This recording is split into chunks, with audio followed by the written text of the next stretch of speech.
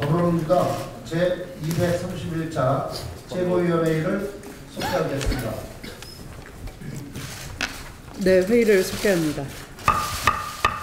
추미애 당대표의 발언이 있겠습니다.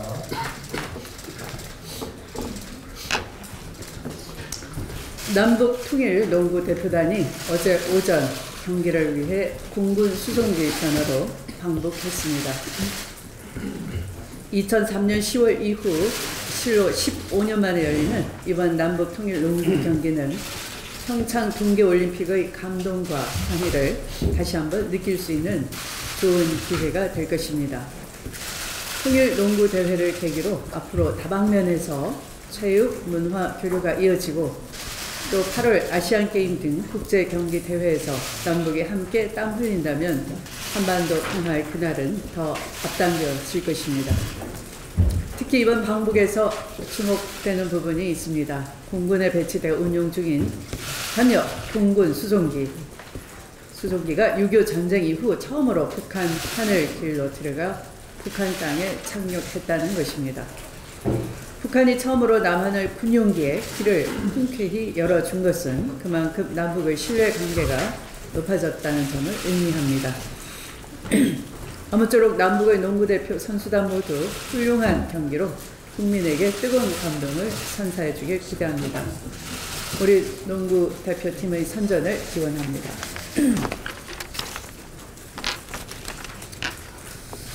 충격적인 사실이 밝혀졌습니다. 최근 국방부 발표에 따르면 국군 기무사령부가 세월호 대책단을 만들어 세월호 희생자와 실종자 가족을 조직적으로 사찰하고 단원고에는 감시용까지 배치했다고 합니다.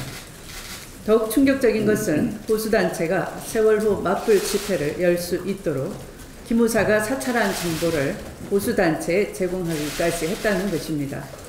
기무사가 댓글 부대를 운용해 여론 조작을 일삼았던 것은 이미 밝혀진 사실입니다. 그러나 사찰 정보를 보수단체에 제공하고 이들로 하여금 세월호 유가족들의 아픈 상처에 건네기를 하고 국민의 여론을 호도하려 하는 행위는 도저히 묵과할 수 없는 국기문란이라 하겠습니다. 군에 대한 보안감찰이 본연의 임무인 기무사가 국민을 사찰하고 정치에 가담한 것은 군부 독재 시절에나 있을 법한 일이었습니다. 심지어 어제 밝혀진 국민연금의 삼성물산 합병자료 조작 사실은 당시 정권의 파렴치함이 극에 다다른 사건이라 하겠습니다. 삼성이 제시한 합병 비율을 근거로 역산을 만들어냈던 국민연금의 보고서로 3천억 원이 넘는 손해가 발생했다는 분석도 있습니다. 군의 민간인 사찰과 국민연금 보고서 조작 사건만 봐도 국민이 요구하는 고강도의 적폐청산이 왜 필요한지 이유가 분명해집니다.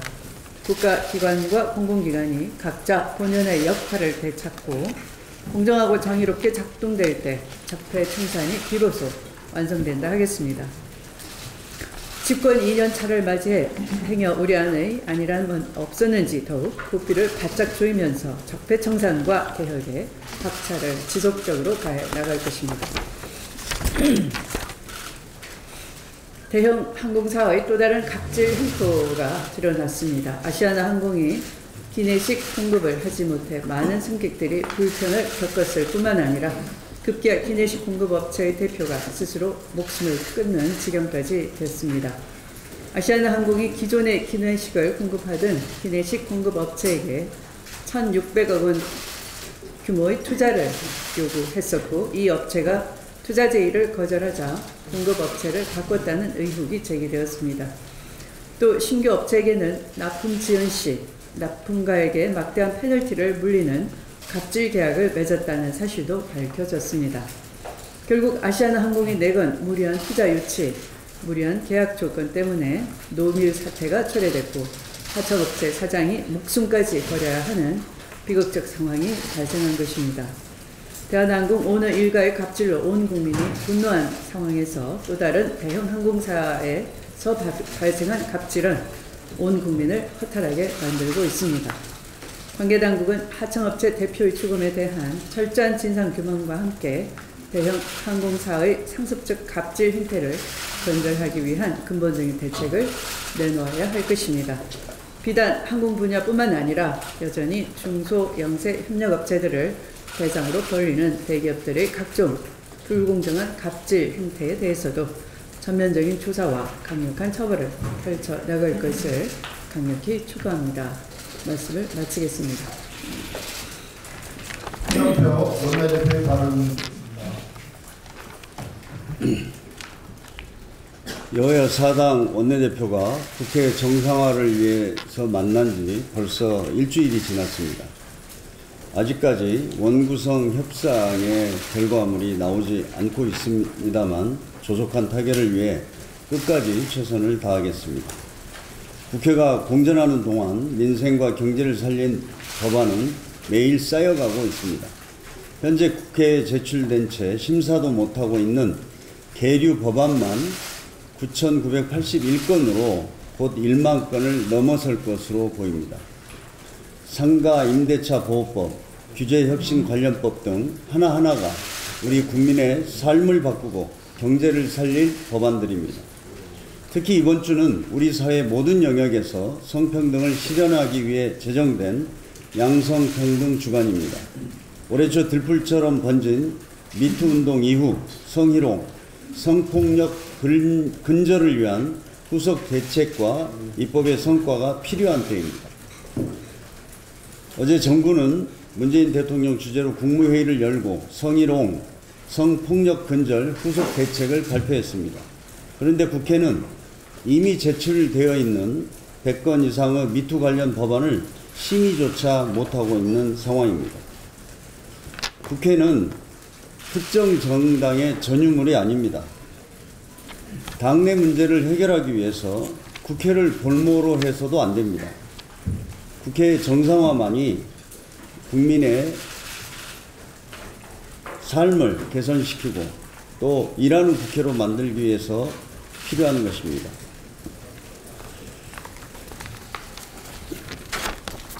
어제 대통령 직속 재정개혁특위가 종합부동산세 개편 방향에 대한 최종 권고안을 발표했습니다. 고가의 1주택 보유자, 다주택자 등 고액 자산가들에 대한 세금을 점진적으로 올려야 한다는 게 권고안의 주요한 내용입니다. 아시겠지만 종부세는 2005년 참여정부 때 조세 정의와 투기 과열을 억제할 목적으로 도입된 세금입니다. 그러나 2008년 이명박 정부가 세금을 많이 낮춰서 유명무실해졌습니다. 이제 10년 만에 다시 종부세의 본래 취지를 살릴 수 있게 되었습니다. 이번 종부세 개편의 취지는 과세 형평성을 높이고 경제 불평등을 완화하자는 것입니다.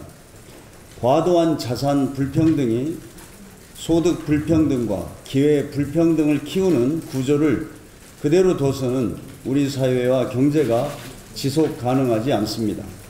특히 주택이 투기수단으로 여겨지는 상황에서 다주택자에 대한 세금 부담을 높여 부동산 시장을 안정시킬 필요도 있습니다. 민주당은 정부와 함께 이번 권고안을 충분히 검토한 뒤 9월 정기 국회에서 처리될 수 있도록 최선을 다하겠습니다. 그 과정에서 미흡하거나 보완해야 할 점이 있는지도 꼼꼼히 살피겠습니다. 어제 임시정부 100주년 기념사업 추진위 출범식에서 문재인 대통령과 양대 노총위원장이 만나서 노동계의 현안을 논의했다고 합니다. 특히 김명한 민주노총 위원장은 대통령 면담에 이어 고용노동부 장관과도 노정 협의를 가졌습니다. 지난 5월 최저임금 산입 범위 확대 이후 사회적 대화에 불참해왔던 민주노총이 정부와 대화에 나서서 다행이라고 생각합니다. 문재인 정부는 노동계가 지난 보수 정권 10년 동안 싸우면서 요구했지만 이뤄내지 못했던 많은 노동 사안들을 지난 1년간 해결했습니다. 문재인 정부의 노동 존중 정책 기조는 집권 2년 차에도 변함이 없습니다. 다만 이견이 있다고 해서 대화의 창을 닫아서는 안 된다고 생각합니다. 늦었지만 이제라도 대화와 타협을 통해 이견을 풀어가야 합니다. 지난달 27일 한국노총이 우리 당과 정책 협약을 맺고 사회적 대화 기구에 참여하기로 한 것처럼 민주노총도 최저임금위원회와 새롭게 재편된 경제사회노동위원회에 복귀할 것을 기대합니다. 양대 노총은 대한민국의 중요한 경제 주체입니다. 우리 사회 전체의 발전을 위해 책임의식을 갖고 대화와 타협에 나서 주시기를 기대합니다. 이상입니다. 안규백 최고위원의 발언이 있겠습니다. 네, 46년 전 오늘 1972년 7월 4일 남북은 공의, 자주와 평화 그리고 민족 대단결에는 조국 통일의 원칙을 천명했습니다. 이는 이후 91년 기본합의서 6.15 남북 공동선언 14 남북 공동선언으로 이어져 마침내 4.27 남북 정상회담과 판문점 선언으로 만개했습니다. 오늘날 한반도에 자리 잡은 평화는 문재인 정부와 더불어민주당이 갑자기 추진한 것이 아니라 위대한 국민께서 수십 년 동안이나 인내하며 쌓아온 신뢰의 금자탑입니다.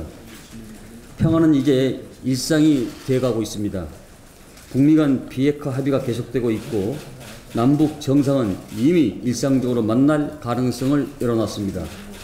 오늘부터 열릴 남북 평화농구는 예술에 이어 스포츠 분야에서도 남북을 하나로 이을 것입니다. 철로가 이어지고 사랑과 물자가 오가며 항구적인 평화가 구축된 한반도도 꿈이 아닙니다. 민족의 한을 해소하고 새로운 기운을 열어갈 날이 다가오고 있는 것입니다. 바야흐로 민족사의 대전환을 앞두고 있습니다. 우리는 위대한 국민의 힘으로 잘못을 바로잡고 또 미래를 하나하나 개척해 나가고 있습니다. 한반도의 평화뿐이 아닙니다. 국민의 눈을 가리고 암약하던 적폐를 청산하고 있습니다. 이명박 박근혜 전 대통령에 대한 심판은 권력의 정점이라 하더라도 숨을 곳이 없다는 점을 명확히 하고 있습니다. 며칠 전 밝혀낸 김무사의 세월호 유가족 사찰 사건은 본연의 책무를 팽개치고 권력에 기생하는 역사는 숨길 수 없다는 점을 보여주고 있습니다. 미래를 향한 움직임은 사법부에서도 나타나고 있습니다. 신임 대법관에 제청된 김선수 변호사, 노정희 법원도서관장, 이동원 제주지방법원장은 천편일률적인 대법관 구성에 다양성을 부여하고 있습니다. 대법원은 법의 해석을 통해 우리 사회의 가치를 수호하는 최후의 보루이지만 오랜 시간 획일적 구성이 이어진 탓에 사회와 유리되어 일부 만에 철옹성이 되었습니다. 속속들이 드러난 양승태 대법원의 반민주적 행각은 이러한 배경에 가능했던 것입니다. 대법관 구성의 다양화를 통해 다원성과 투명성이 사법부에도 자리잡길 기대합니다. 오직 국회만이 정상화의 거대한 흐름에 벗어나고 있습니다. 행정부와 사법부, 나아가 한반도 전체가 시대의 변화에 부응하고 있음에도 불구하고 국회는 여전히 파행과 공전을 거듭하고 있습니다. 지난 시간 빈손 국회는 차치하더라도 아직까지도 국회의장단과 상임위를 구성하지 못한 책임은 실로 가볍지 않다고 생각을 합니다. 무조건적인 발목 잡기, 극단적인 대결주의에 대해 국민께 심판하신 지 불과 한 달도 채 지나지 않았습니다. 국민 앞에 꿇었던 무릎이 진실이라면 자유한국당은 정쟁보다 국회를 정상화하는 데 우선 앞장서야 할 것입니다. 더불어민주당은 국회법과 관례에 따라 국민을 위한 국회 정상화에 적극 나서고 있습니다. 기본을 갖추는 일에 야당 역시 적극적으로 나설 것을 강력히 촉구하는 바입니다. 감사합니다. 양양자 최고위원의 발언이 있겠습니다.